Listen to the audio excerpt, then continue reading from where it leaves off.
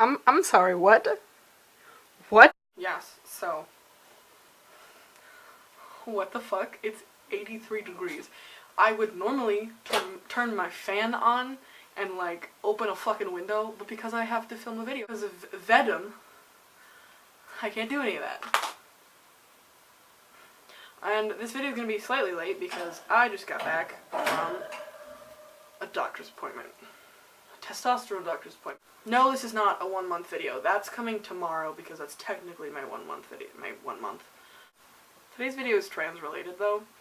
I'm going to be talking about transphobic parents. And I don't mean transphobic parents like, oh, they kicked you out of the house. I mean like slightly transphobic parents, because I have slightly transphobic parents.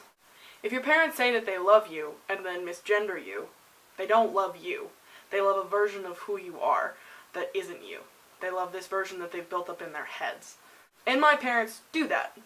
My dad is slowly getting better, but they still do it. Personally, I think that it takes time with parents who are only slightly transphobic. If your parents are like totally shitty, like outright shitty, not like underhanded shitty, there might not be as much hope for them. I think that parents who are slightly transphobic, who are like, well, I love you, but I'm not going to say these things, I'm not going to call you that, because that's not who you are to me, then I think there's some hope in there. I still think, though, it's person to person. I've seen people who are outright transphobic and, like, super crazy transphobic change and go do 180.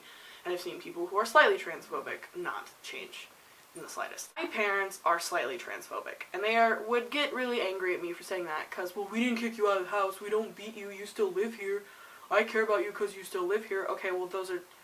It's great, but that doesn't mean that you love me.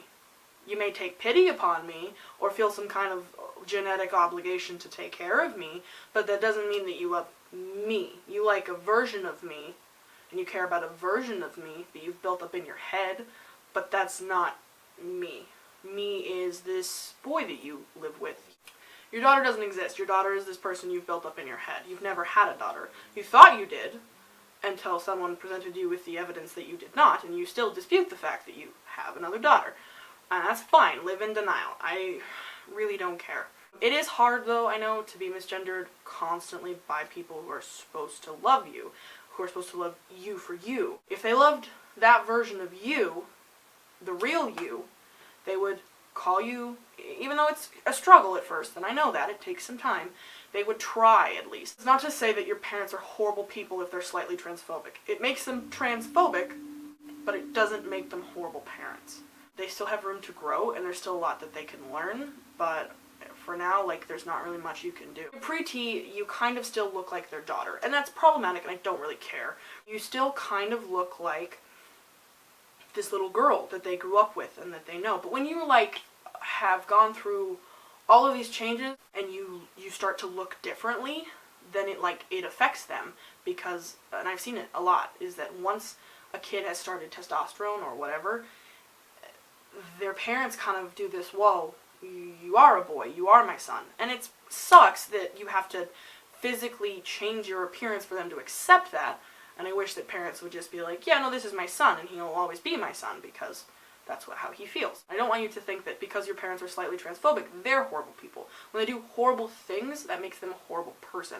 When they do things out of fear and lack of understanding and lack of empathy, because it's not something they're used to, or it's a new territory for them, I think that's a little different, because, you know, you should be more empathetic to them, because you have to think, for however many years until you came out, you were their daughter, or their son, or whatever the fuck. That was who you were to them. For years, that was who you were. And for you to expect overnight they're going to change, I mean, some parents can do that, but a lot of parents, it takes time, and it's hard for them. And, you know, for me personally, I look at it of, you are losing, and that's why I don't like to use the term dead name, I use the term birth name, because they're losing a child. I mean, they're gaining one, but they're still losing this child that they've watched grow and change and go through puberty and go through all of the stages of life. Like, they don't get that with their son, so they're holding on to this, or daughter, whatever. So they're holding on to this idea because, well, this is what we know. This is familiar, and this is what I know you to be as. A lot of people really like change, especially when it comes to the people around them, or the people that they love.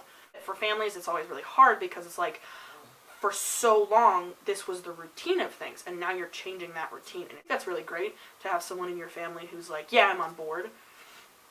And I have that within my nuclear family. So, like, your nuclear family is your mom, your dad, your sister.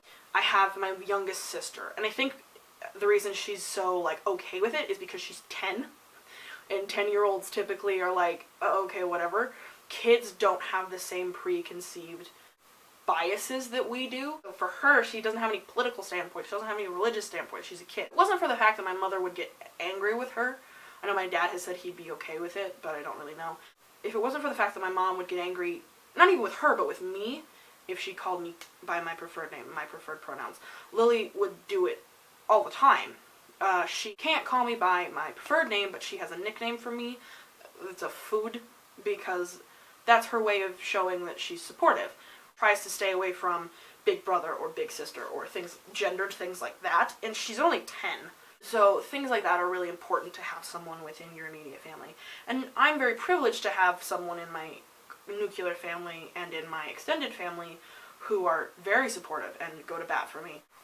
As for people who don't have that, I think that your friends or even one person within your family, even if it's like your fucking dog or a cousin, like if there is just one person, it can mean the world of difference to someone who's trans. I feel really bad for my parents, which is a weird thing to say, because they are basically losing a child. I'm a murderer. I am murdering their daughter. It must be really hard for them, and that's why they're digging their heels, and that's why they're fighting me on it, and that's why they're angry about it, because I'm actively killing somebody. That's all I really have. The advice that I can really give. This has been a heavy VEDM today, but I think it needed to be said. Tomorrow I'll have that video up of all the footage from when I got my testosterone and kind of the first few weeks, and then I'll talk about what it's like to be now a month on testosterone, and I'll do a voice update, and it'll be fucking great. Anyway, it's been a pleasure. I will see you tomorrow.